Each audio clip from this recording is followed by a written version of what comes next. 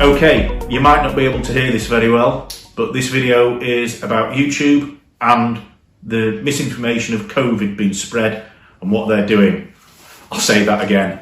So, YouTube, like many other platforms, has been in for a lot of stick over the way they handle misinformation around many things, political things, but they've been particularly proactive with the misinformation of COVID, particularly medical things.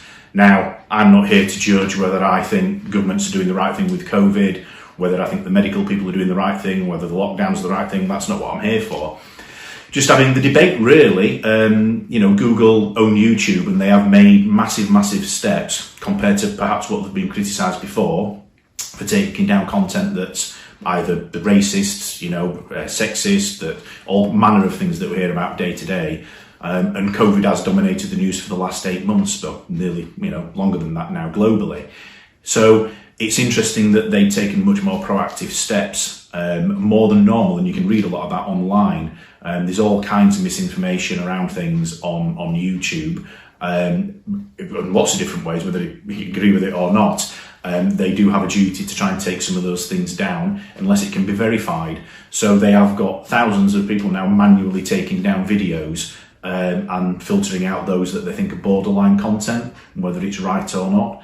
And unless it is actually from an official source, then they will be taken down. However, it's not foolproof. There'll always be things that get through the net. And I think that's the same for every social platform.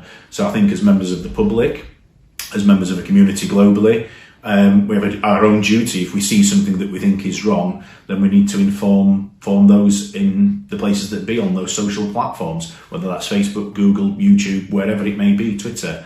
I think they have made big steps to try and improve things and take down content. But like I said, there'll always be loopholes. There'll always be people who will find a way around it. But if we're a member of the public and we spot it, then it's our duty to flag that up if it is really offensive or harmful or misleading.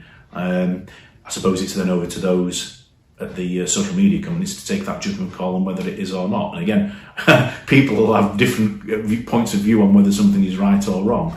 But certainly, from my perspective, my family's grown up now, but being a dad, I wouldn't want them to be seeing certain things online that I thought were wrong or false. So yeah, interesting times, and let me know what your thoughts are on this subject, because it's sure as hell a touchy one.